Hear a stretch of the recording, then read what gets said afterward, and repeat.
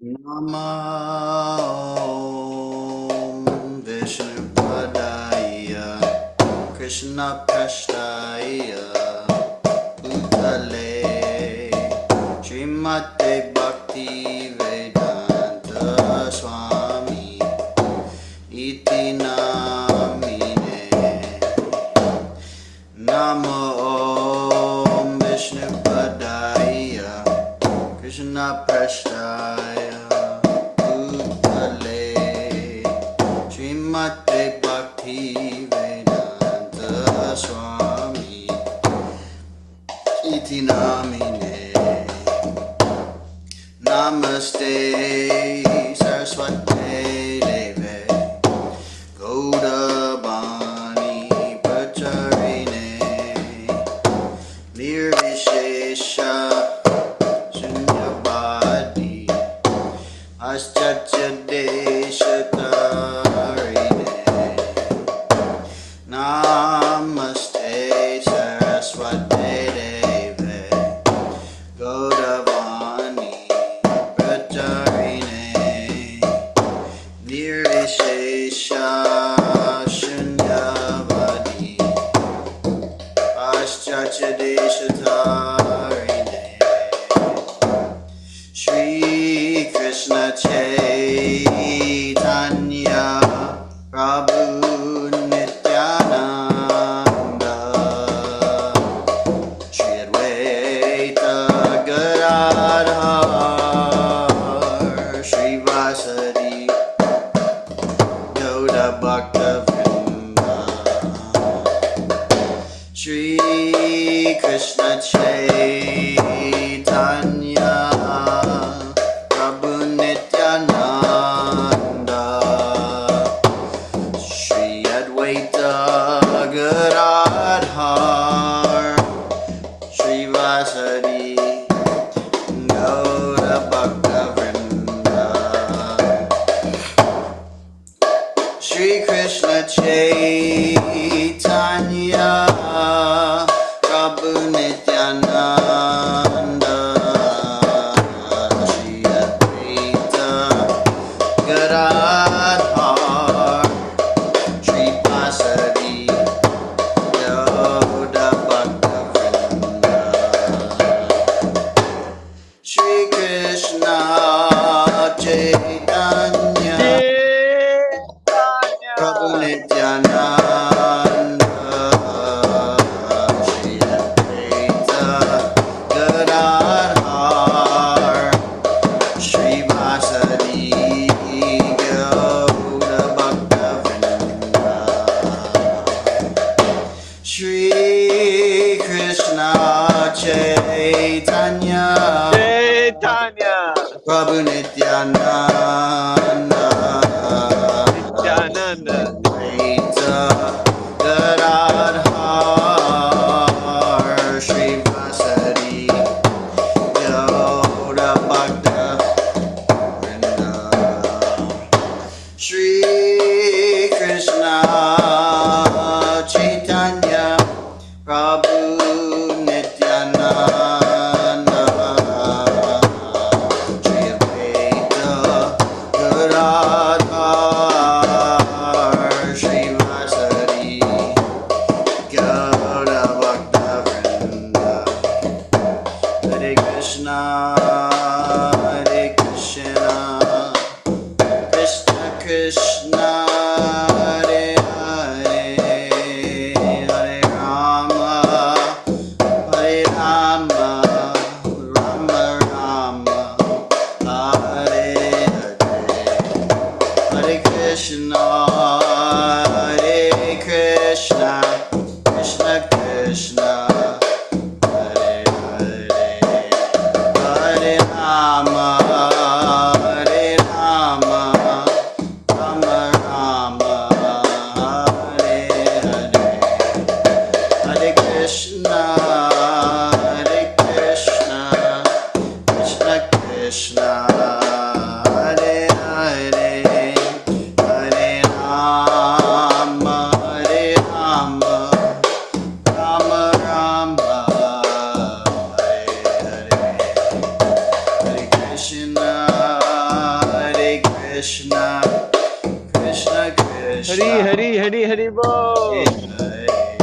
Hare Rama, Hare Rama, Rama Rama, Hare Hare, Hare Krishna, Krishna Krishna, Hare Hare, Hare Rama, Hare Rama, Rama Rama, Hare Hare. Hare Krishna, Krishna Krishna, Hare Hare, Hare Rama, Rama Rama, Hare Hare. Jaya Prabhupada, Prabhupada, Prabhupada, Jaya Prabhupada, Jaya Prabhupada, Prabhupada, Prabhupada, Jaya Prabhupada, Prabhupada, Prabhupada, Prabhupada, Jaya Prabhupada. Prabhupada, Prabhupada, Jaya Jaya Prabhupada. Hari Bol, Hari Bol, Hari Bol, Gaura Hari Bol, Hari Bol, Hari Bo. Hari Bo. Hari Bol, Gaura Hari Bol, Nitai Gaura Hari Bol, Hari Bo. Hari Bo. Hari Bol, Nitai Gaura Hari Bol, Hari Bol, Hari Bol, Hari Bol, Nitai Gaura Hari Bol. Gantara Srimad Bhagavatam ki jai, Srila Jai. Prabhupada ki jai, Nitai Jai. Gaura Premanande. Hari Hari Hari Hari Bo. Thank you. Hare Krishna.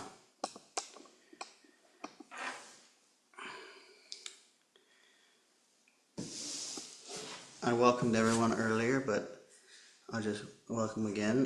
Bhakta Adam. Oh, I guess Kala was here. I missed him. He'll come back maybe. Bhakta Adam and Ishani Mataji is here. And that's it for now. So thank you so much for coming. Oh, here's Kala.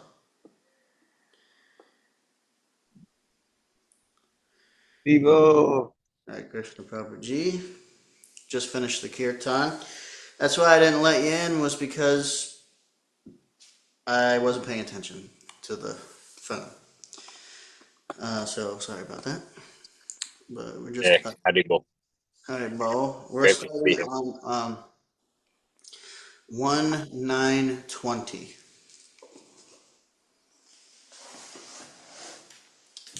And so if you can, please repeat. I'll do the invocation and we'll dive right in here. Om Namo Bhagavate Vasudevaya. Om Namo Bhagavate Vasudevaya. Oh, Om Namo Bhagavate Vasudevaya. Narayanam Namaskritya Narang Chaiva Narottamam Devim Saraswatim Vyasam Tato Jayamudirayat. Shinvatam Swakata Krishna Punya Shravana Kirtana Hridyanta Sroya Badrani Vidunoti Suhrit Satam Nashta Prayeshva Badreshu Nityam Bhagavata Sevaya Bhagavat Utama Shloke Bhaktir Bhavidi Naistiki.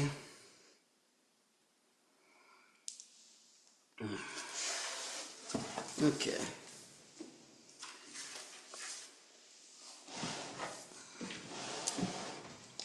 All right, we're diving in here Canto 1, Chapter 9, the Passing Away of Bhishma Dev, Text 20.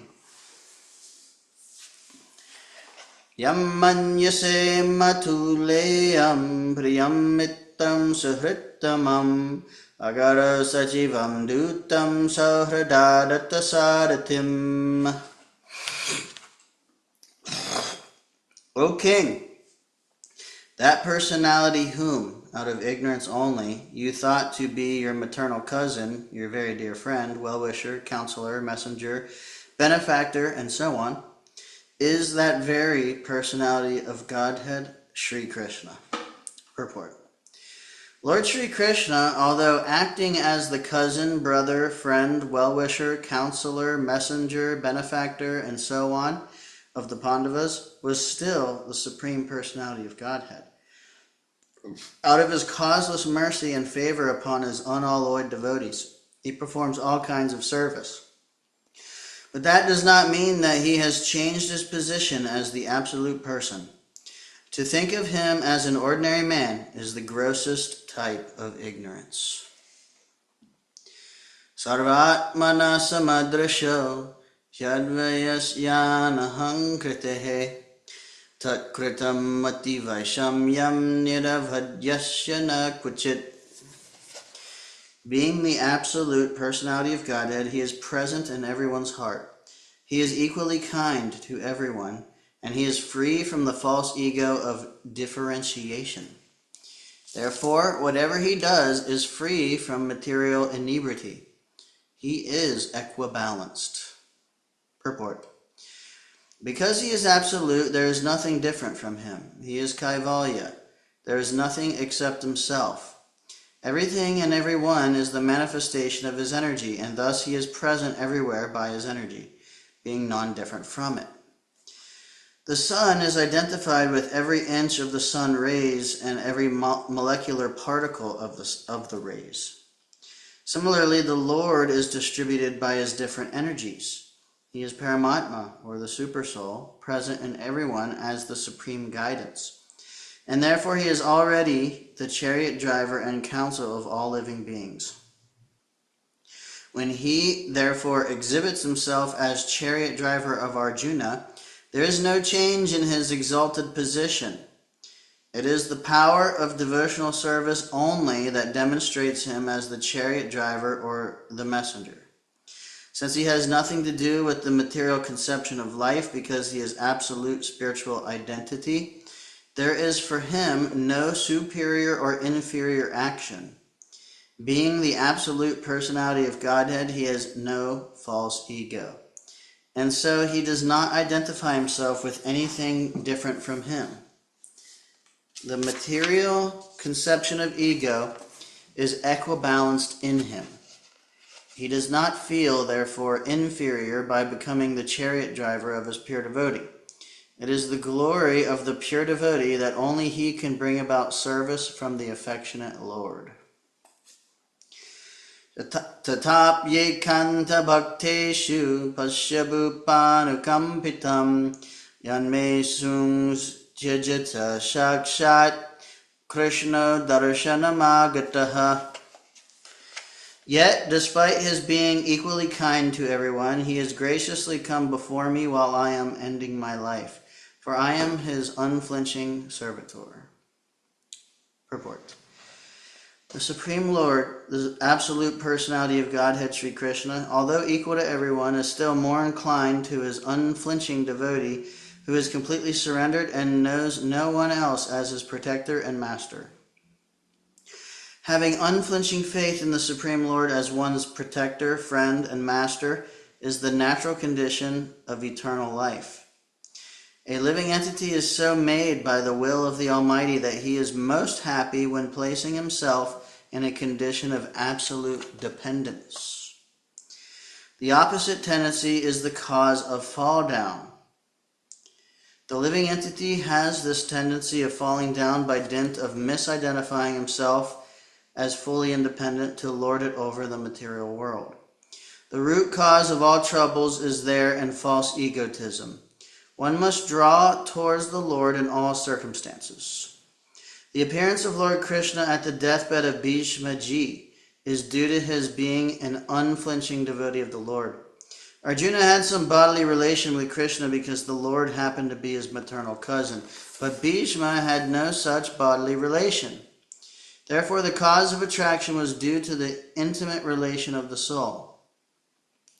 Yet, because the relation of the body is very pleasing and natural, the Lord is more pleased when he is addressed as the son of Maharaj Nanda, the son of Yashoda, the lover of Radharani. This affinity by bodily relation with the Lord is another feature of reciprocating loving service with the Lord. Bhishma Dev is conscious of his sweetness of transcendental humor, and therefore he likes to address the Lord as Vijay Sake, Partha Sake, and so on. Exactly like Nanda Nandana or Yashoda Nandana. The best way to establish our relation in transcendental sweetness is to approach him through his recognized devotees. One should not try to establish the relation directly. There must be a via medium which is transparent and competent to lead us to the right path. Bhaktya Vishamano Yasmin Vachaya Nama Kirtayan Tyajan Kalevaram Yogi Muchate Kama Karma Bihi. The personality of Godhead, who appears in the mind of the devotee by attentive devotion and meditation, and by chanting the holy name, releases the devotee from the bondage of fruitive activities at the time of his quitting the material body. Purport. Yoga means concentration of the mind detached from all other subject matter. And equally, such concentration is samadhi, or 100% engagement in the service of the Lord. And one who concentrates his attention in that manner is called a yogi. 1 second. Such a yogi, devotee of the Lord, engages himself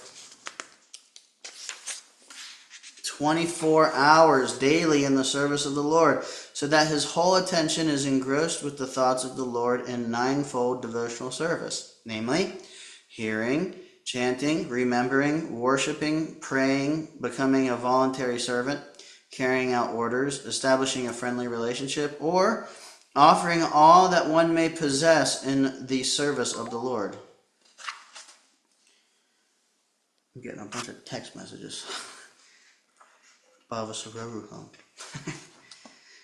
Hare Krishna. Sorry.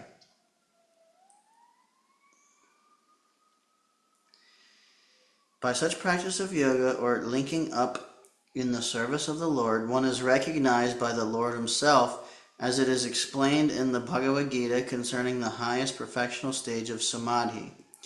The Lord calls such a rare devotee the best amongst all the yogis.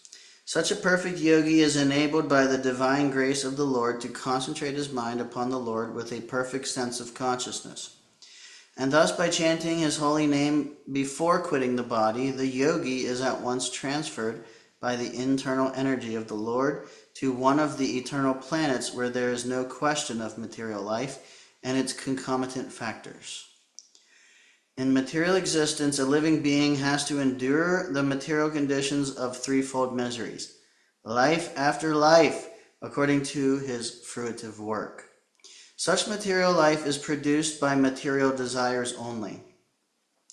Devotional service to the Lord does not kill the natural desires of the living being, but they are applied in the right cause of devotional service. This qualifies the desire to be transferred to the spiritual sky. General Bhishma Dev is referring to a particular type of yoga called Bhakti Yoga, and he was fortunate enough to have the Lord directly in his presence before he quitted his material body. He therefore desired that the Lord stay before his view in the following verses. Sadeva Devo Bhagavan Patikshatam Kalevaram Yavaridam Hinam Yaham Prasana Sarunalochano Lasan Ukambujo Dhyana Pataschaturbujaha. May my Lord, who is four-handed and whose beautifully decorated lotus face, with eyes as red as the rising sun, is smiling, kindly await me. I'm going to start that again. I didn't like that. It wasn't flowing for me. May my Lord, who is four-handed and whose beautifully decorated lotus face, with eyes as red as the rising sun, is smiling, kindly await me at that moment when I quit this material body. Purport. Bhishma Dev knew well that Lord Krishna is the original Narayan. His worshipable deity was four-handed Narayan, but he knew that four-handed Narayan is a plenary expansion of Lord Krishna. Indirectly, he desired Lord Sri Krishna to manifest himself in his four-handed feature of Narayan. A Vaishnava is always humble in his behavior. Although it was 100% certain that Bhishma Dev was approaching Vaikuntha Dham just after leaving his material body, still as a humble Vaishnava he desired to see the beautiful face of the Lord. For after quitting the present body, he might not be in a position to see the Lord anymore. A Vaishnava is not puffed up, although the Lord guarantees his pure devotee entrance into his abode. Here Bhishma Dev says, as long as I do not quit this body. This means that the great general would quit the body by his own will. He was not being forced by the laws of nature. He was so powerful that he could stay in his body as long as he desired. He got this benediction from his father. He desired that the Lord stay before him in his four-handed Narayan feature so that he might concentrate upon him and thus be entranced in that meditation. Then his mind might be sanctified with thinking of the Lord. Thus he did not mind wherever he might go.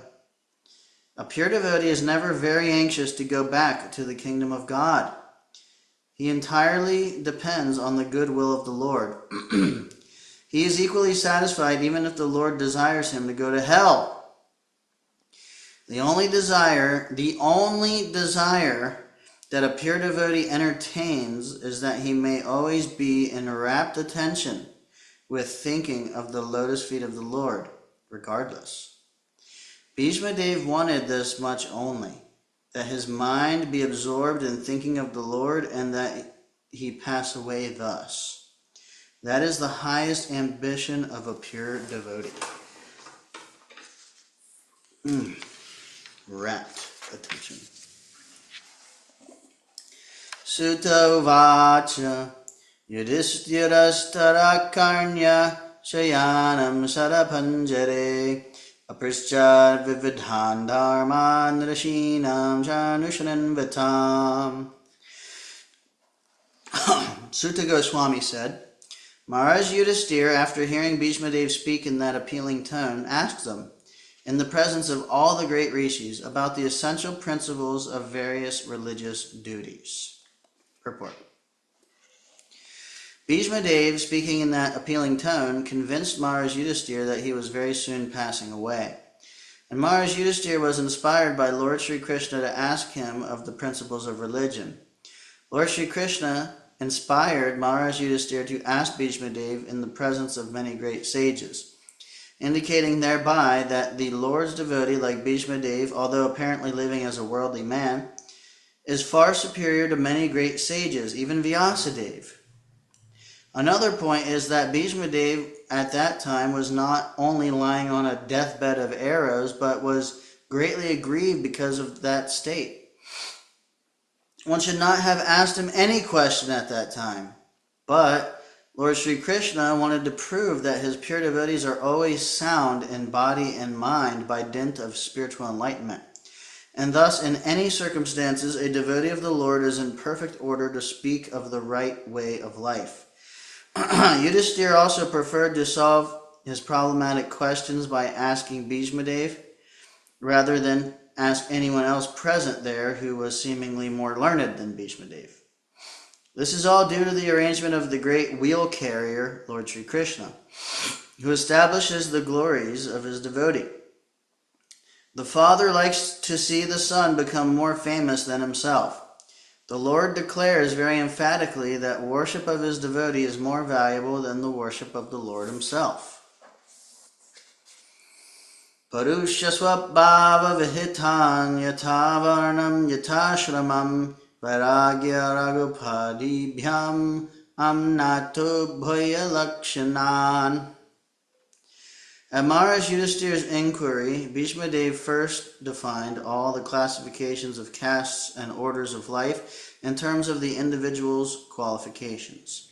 Then he systematically, in twofold divisions, described counteraction by detachment and interaction by attachment.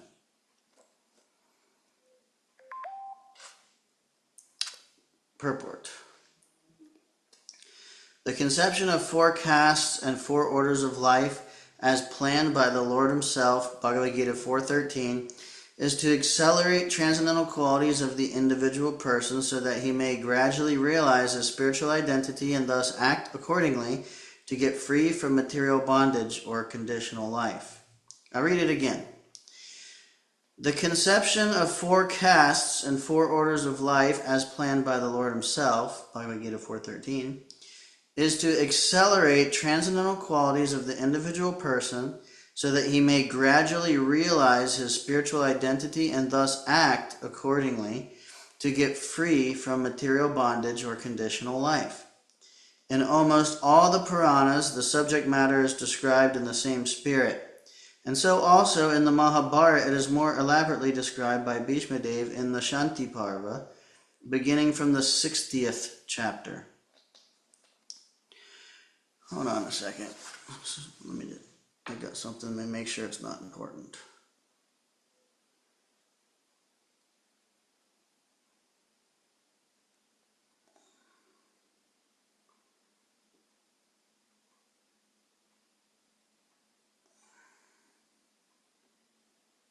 Okay.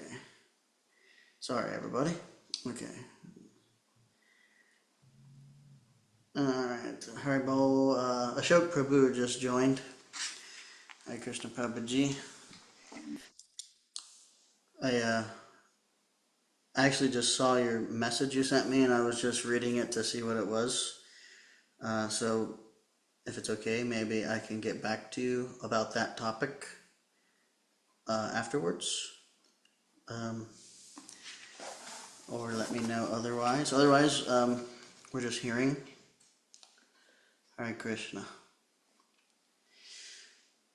Okay. Alright, so next paragraph. The Varnashram Dharma is prescribed for the civilized human being just to train him to successfully terminate human life. Self-realization is distinguished from the life of the lower animals engaged in eating, sleeping, fearing, and mating. Bhishma Dev advised for all human beings 9 qualifications.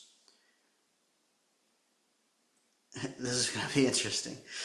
Bhishma Dev advised for all human beings 9 qualifications. 1, not to become angry. 2, not to lie. 3, to equally distribute wealth. 4, to forgive.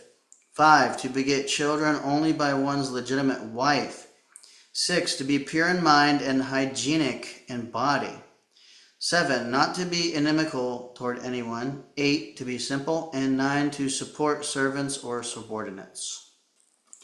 One cannot be called a civilized person without acquiring the above-mentioned preliminary qualities. Besides these, the brahmanas, the intelligent men, the administrative men, the mercantile community, and the laborer class must acquire special qualities in terms of occupational duties mentioned in all the Vedic scriptures. For the intelligent men, controlling the senses is the most essential qualification. It is the basis of morality. Sex indulgence, even with a legitimate wife, must also be controlled, and thereby family control will automatically follow. An intelligent man abuses his great qualifications if he does not follow the Vedic way of life. This means he must seriously make a study of the Vedic literatures, especially of the Srimad Bhagavatam and the Bhagavad Gita. For learning Vedic knowledge, one must approach a person who is 100% engaged in devotional service. He must not do things which are forbidden in the Shastras. A person cannot be a teacher if he drinks or smokes, In the modern system of education, the teacher's academic qualification is taken into consideration without evaluation of his moral life. Therefore, the result of education is misuse of high intelligence in so many ways. The Kshatriya, the member of the administrative class, is especially advised to give charity and not to accept charity in any circumstances. Modern administrators raise subscriptions for some political functions, but never give charity to the citizens in any state function. This is just the reverse in the injunctions of the Shastras. The administrative class must be well versed in the Shastras, but must not take to the profession of teachers. The administrators should never pretend to become non-violent and thereby go to hell. When Arjuna wanted to become a non-violent coward on the battlefield of Kurukshetra, he was severely chastised by Lord Krishna. The Lord degraded Arjuna at that time to the status of an uncivilized man for his avowed acceptance of the cult of non-violence. The administrative class must be personally trained in military education. Cowards should not be elevated to the presidential throne by dint of numerical votes only. The monarchs were all chivalrous personalities, and therefore monarchy should be maintained, provided the monarch is regularly trained in the occupational duties of a king. In fighting, the king or the president should never return home without being hurt by the enemy. The so-called king of today never visits the war field. He is very much expert in artificially encouraging the fighting strength in the hope of false national prestige. As soon as the administrative class is turned into a gang of mercantile and laborer men, the whole machinery of government becomes polluted. The Vaishyas, the members of the mercantile communities, are especially advised to protect the cows. Cow protection means increasing the milk productions, namely curd and butter. Agriculture and distribution of the foodstuff are the primary duties of the mercantile community, backed by education and Vedic knowledge and trained to give in charity.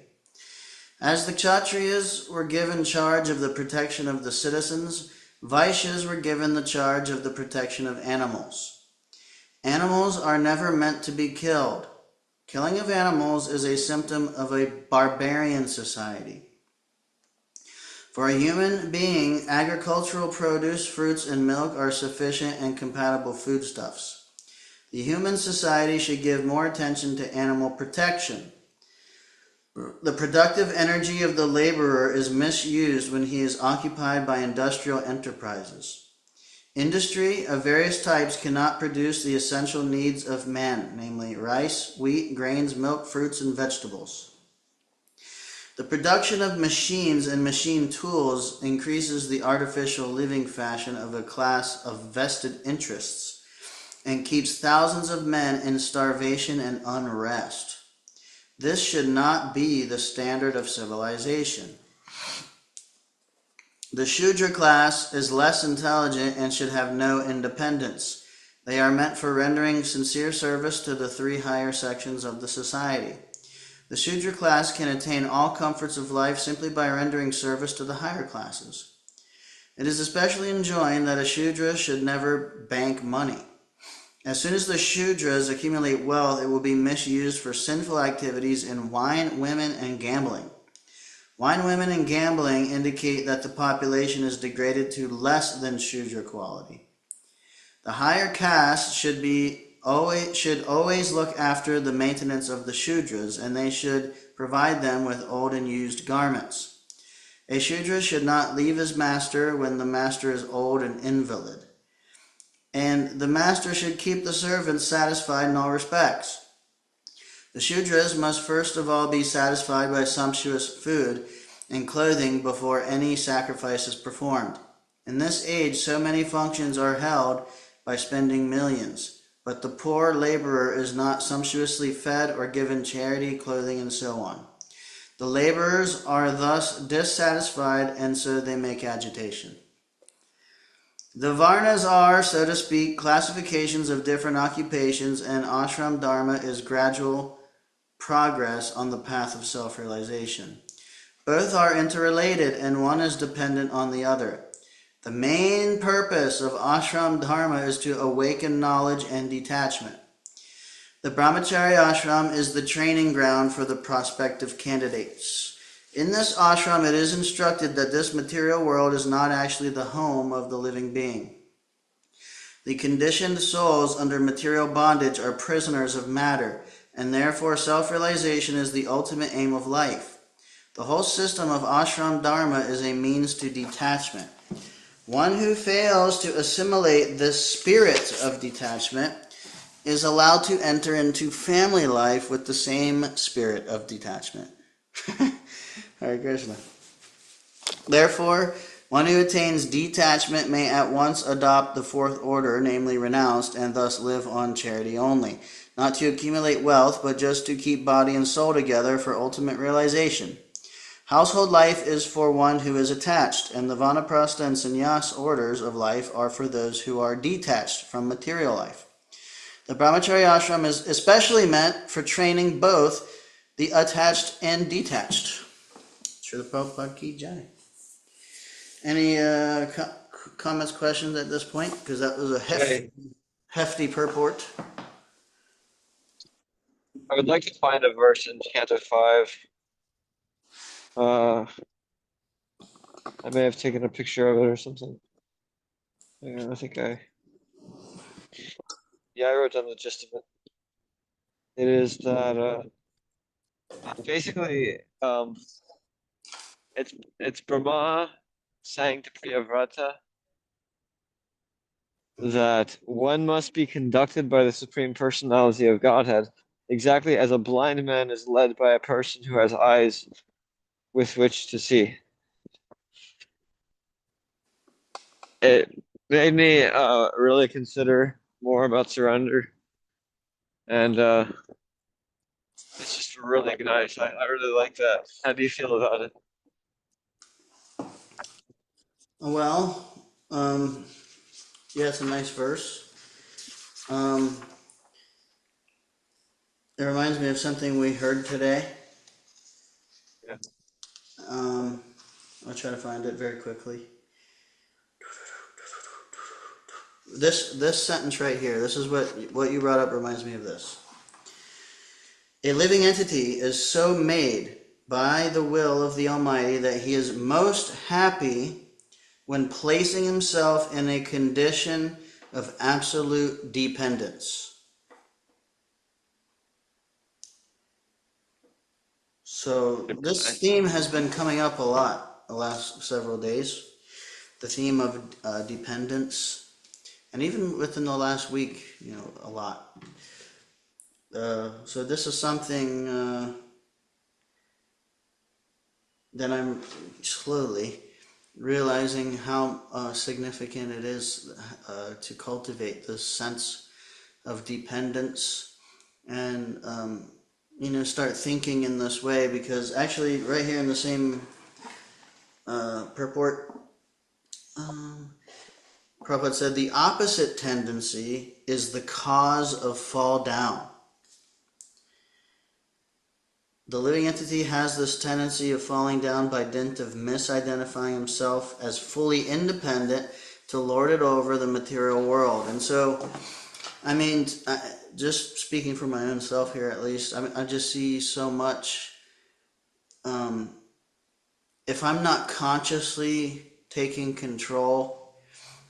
One time I heard Vaisheshika Prabhu define discipline as taking conscious control of oneself.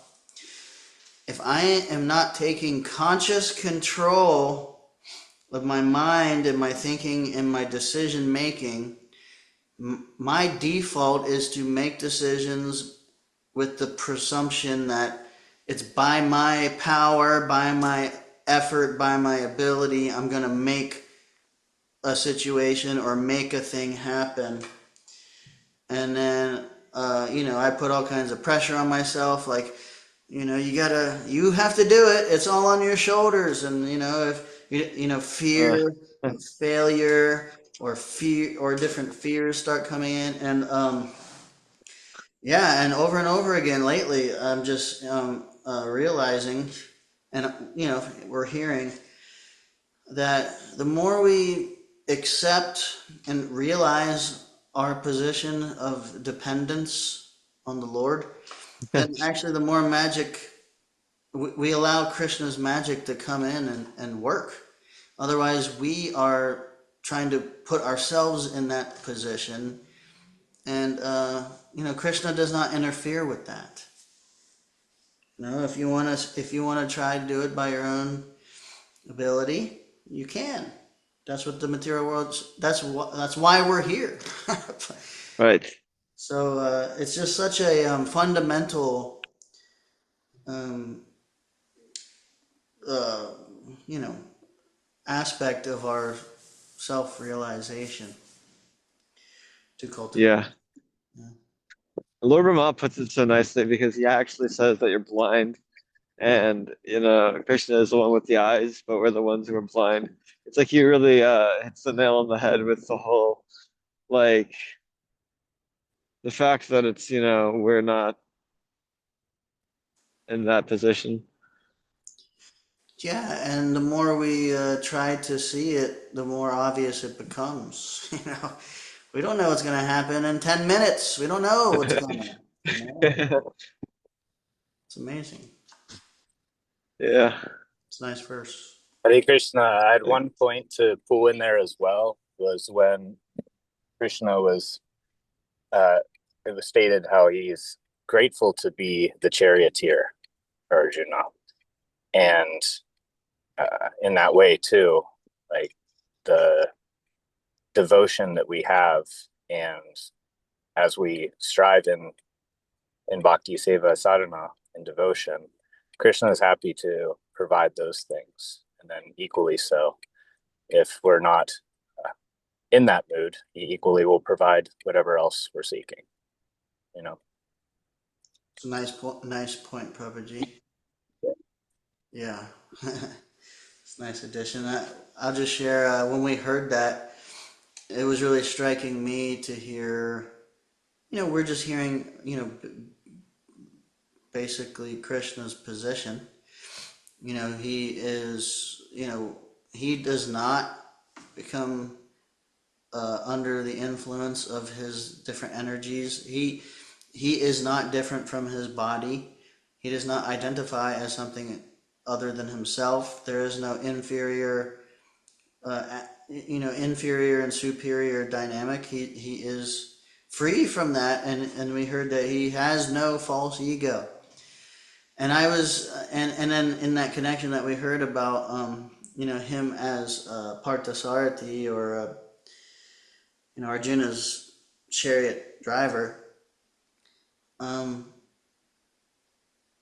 yeah, just like you're showing, like his nature and his personality of being free from this false ego, being free from this uh, whatever,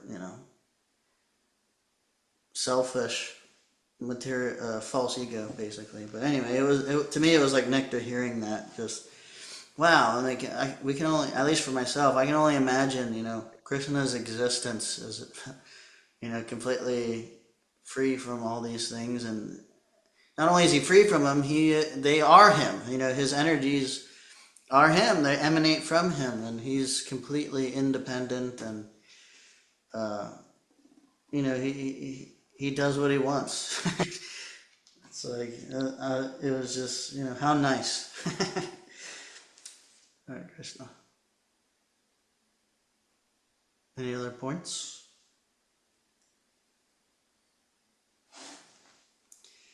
If not, we got one more. I'll read at least this one more verse. It's kind of a longer purport, but we still have time anyway. But after this one, I'll probably call it. Text 27. Dana Dharman, Raja Dharman, Moksha Dharman, Vibhagasaha, Stri Dharman, Bhagavad Dharman, Samasa Vyasa Yogataha. He then explained by divisions acts of charity, the pragmatic activities of a king, and activities for salvation. Then he described the duties of women and devotees, both briefly and extensively. Purport. To give charity is one of the householder's main functions. And he... Yes, please do, because I didn't sign up for any additional food. Are you saying something? Nope. Okay. Purport. To give charity is one of the householder's main functions, and he should be prepared to give in charity at least 50% of his hard-earned money. A brahmachari or student should perform activities. A householder should give charity, and a person in the retired life or in the renounced order should practice penances and austerities. Those are the general functions of all the ashrams, or orders of life on the path of self-realization. In the brahmachari life, the training is sufficiently imparted so that one may understand that the world as property belongs to the Supreme Lord, the personality of Godhead. No one, therefore, can claim to be the proprietor of anything in the world. Therefore, in the life of a householder, which is a sort of license for sex enjoyment, one must give in charity for the service of the Lord. Everyone's energy is generated or borrowed from the reservoir of energy of the Lord. Therefore, the resultant actions of such energy must be given to the Lord in the shape of transcendental loving service for him. As the rivers draw water from the sea through the clouds and again go down to the sea, similarly, our energy is borrowed from the Supreme Source, the Lord's energy, and it must return to the Lord. That is the perfection of our energy. The Lord, therefore, in the Bhagavad Gita 9:27 says that whatever we do, whatever we undergo as penance, whatever we sacrifice, whatever we eat, or whatever we give in charity must be offered to Him, the Lord. That is the way of utilizing our borrowed energy. When our energy is utilized in that way, our energy is purified from the contamination of material inebrities, and thus we become fit for our original natural life of service to the Lord. Rajadharma is a great science, unlike modern diplomacy for political supremacy. The kings were trained systematically to become munificent and not merely be tax collectors. They were trained to perform different sacrifices only for the prosperity of the subjects. To lead the prajas to the attainment of salvation was a great duty of the king. The father, the spiritual master, and the king are not to become irresponsible in the matter of leading their subjects to the path of ultimate liberation from birth, death, diseases, and old age. When these primary duties are properly discharged, there is no need of government of the people by the people.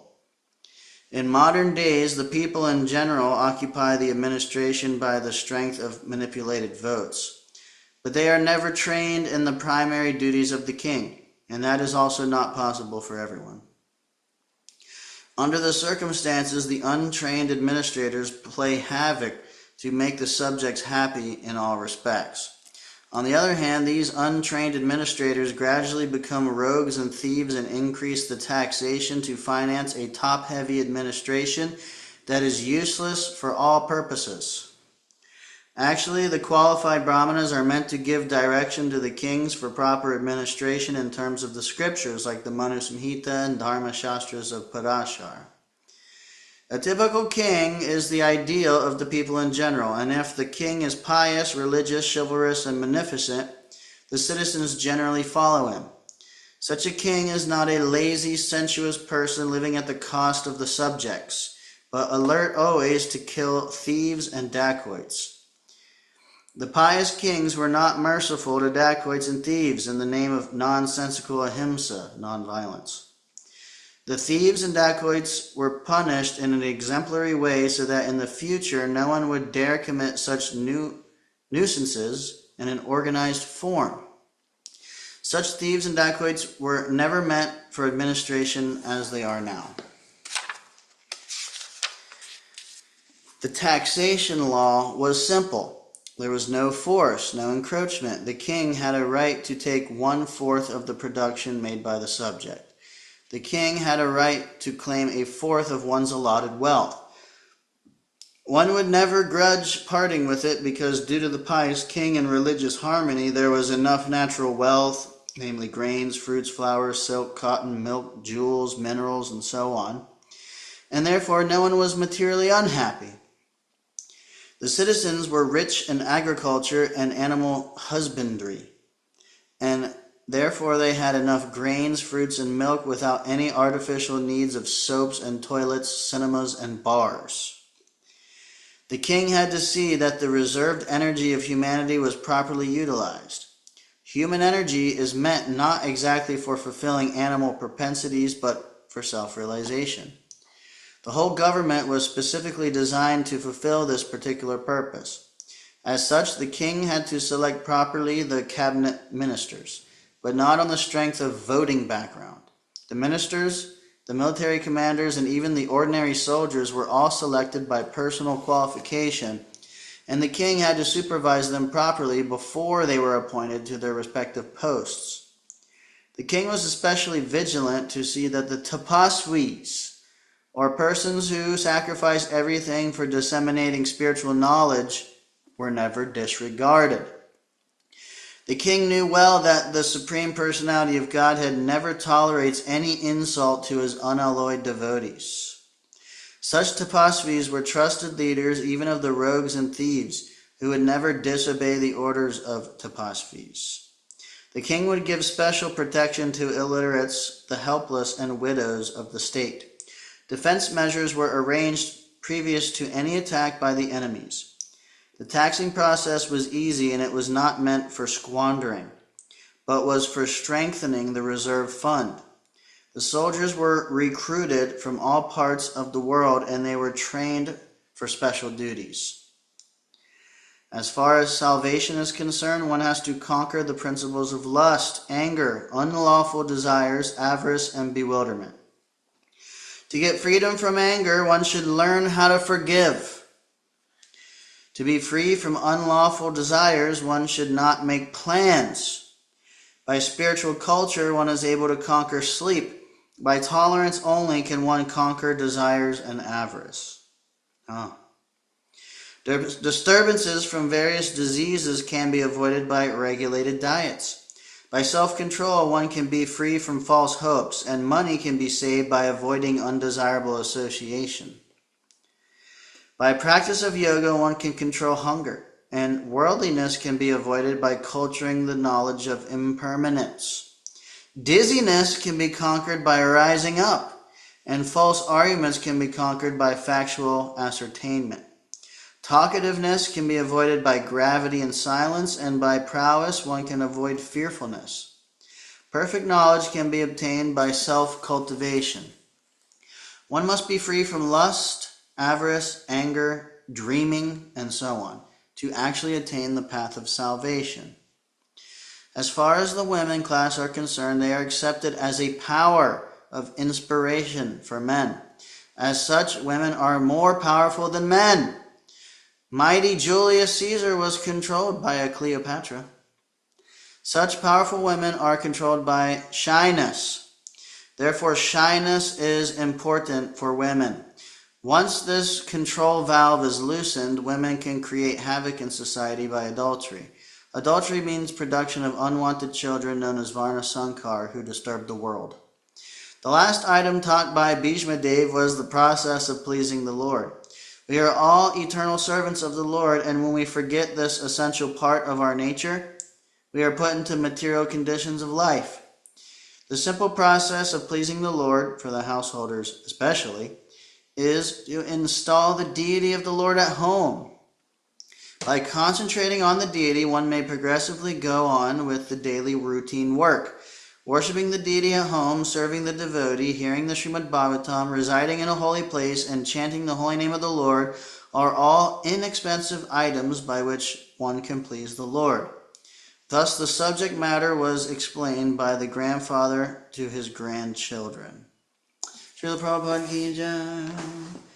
Gatsara Srimad Bhagavatam ki jai. Hare Krishna. Gauda Premanande. Hare Krishna. So, we have final discussion points now, if anybody has any. Hare Krishna. Just wanted to say quickly, thank you so much, Prabhuji, for the reading. My phone is on 1% battery, so but all of the points read. Really appreciate. Yay. Appreciate the association. So, Thank you. catch up soon. Hare Krishna. Hare Krishna. Hare Bol. Oh. Well, Hare Krishna. There's a lot in that purport also.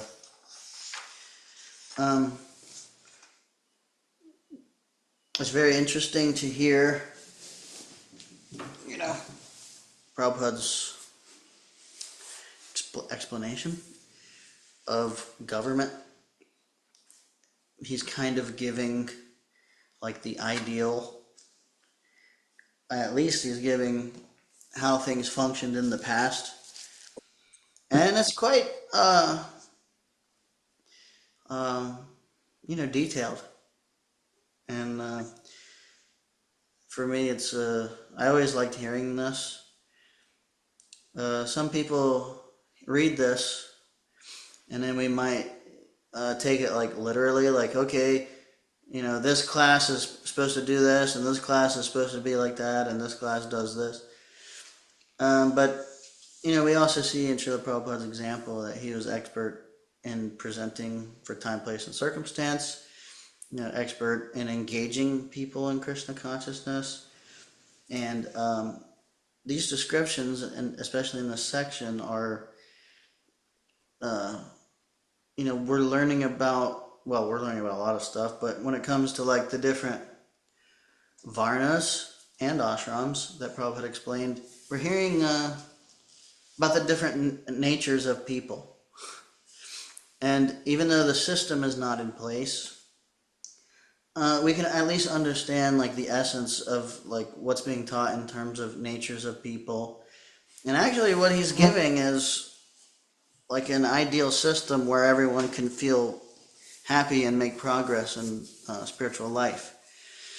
And so we're not meant to like pick and choose things. It's like today we heard so many details of different aspects of the entire society functioning under a monarchy and the way things are working within that system and the varna and ashram system.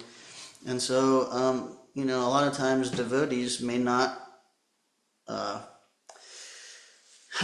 get a holistic view of all the factors, and then we might tend to hyper focus on one thing, and sometimes we might fanatically try to preach it or whatever. We might try to preach something but completely neglect another aspect, that actually makes it make sense deeper or practical or whatever it may be. So it's like there's so many ways a person can read this, and so many people are going to hear it in different ways and take different things from it. But the essence of it is we're hearing about the system, how the system works, about the different natures of people. So this is all meant to be actually ultimately practically applied for us to apply in our time, place, and circumstance, and for us to make advancement in Krishna consciousness. So, anyway, It's very nice practical ideas in this purport. Yes, Prabhuji. Absolutely. Thanks for doing it, Prabhu. I enjoyed it. Yeah. Yeah, I was wondering, I thought actually maybe, I personally appreciate, and I was thinking maybe Prabhuji, maybe you could appreciate the way that Prabhupada's describing actually like modern day government and politics. Yeah, I mean, we can see practically this is going on. I like that very much because it's very practically observable. And it's interesting to compare what he's prescribing with what is happening today. Right. Yeah, so much greed. Right.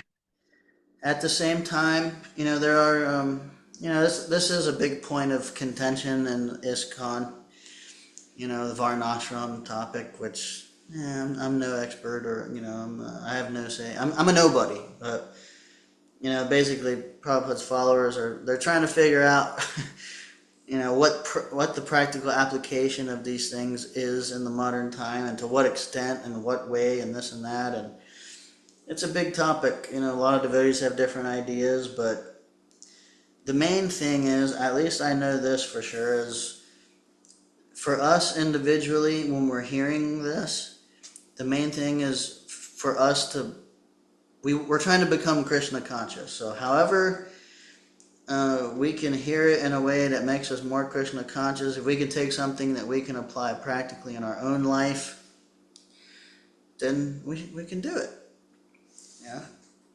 And at the same time, we may not be able to practically apply Varnashram down to the point of, okay, like living off agriculturally enriched with a cow and a bull and an acre of land, and I don't need to shop at the store anymore and that kind of stuff. Well, if we can't do that, it's okay, because there's still a way to apply the principles in our life as it is and be Krishna conscious. That's the main thing. So, Hare Krishna. I think people get confused between Varnashram. The way I understand is that it is not by birth, it is by what you do. So a Brahmin is not Brahmin just because he was born in a Brahmin family.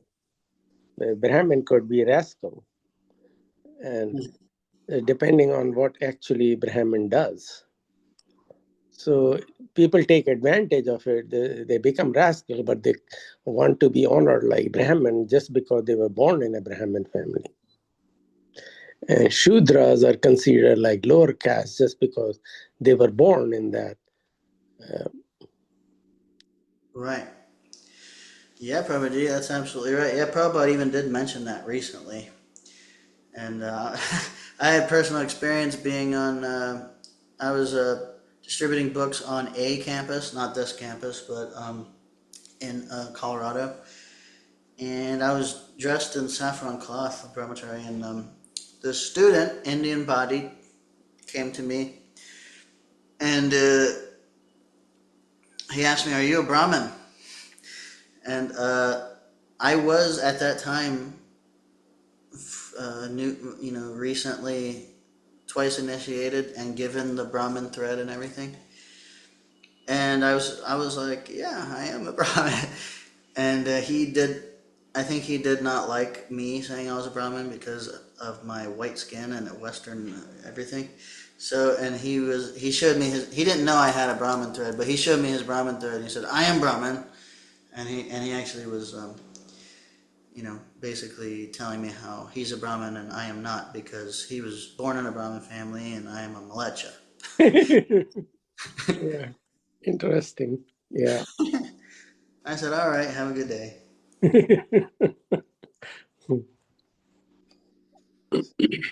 Yeah, Prabhuji. Hare Krishna.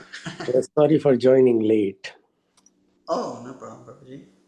We're just grateful for your association. Thank you for doing it. Thank you, Prabhuji.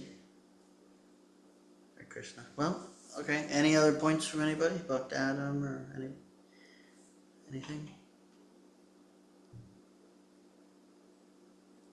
Yeah, we got to hear today also, some nice things about women. They're more powerful than men. Prabhupada said it. Yeah. So that was good. Happy to be here. It's good stuff. Yeah. Yeah. So anyway, Hare Krishna. Yeah. All glories to Srila Prabhupada, Srila Prabhupada ki jai. Jay. Jai. Kopatubhischa kripa sinubhye evacha patitanam pavanebhyo vaishnavebhyo namo namaha. Anantakoti Vaishnava Vrinda ki jai. Jay. All right, Prabhuji, so I'll end the reading here, and Krishna willing, we'll be here same time, same place tomorrow. Jai. Hari Bol. Hari Bol. Have a good night. Hare Krishna. Good night. Hare Krishna. Thank you, Hare, Prabhuji. Hare Krishna.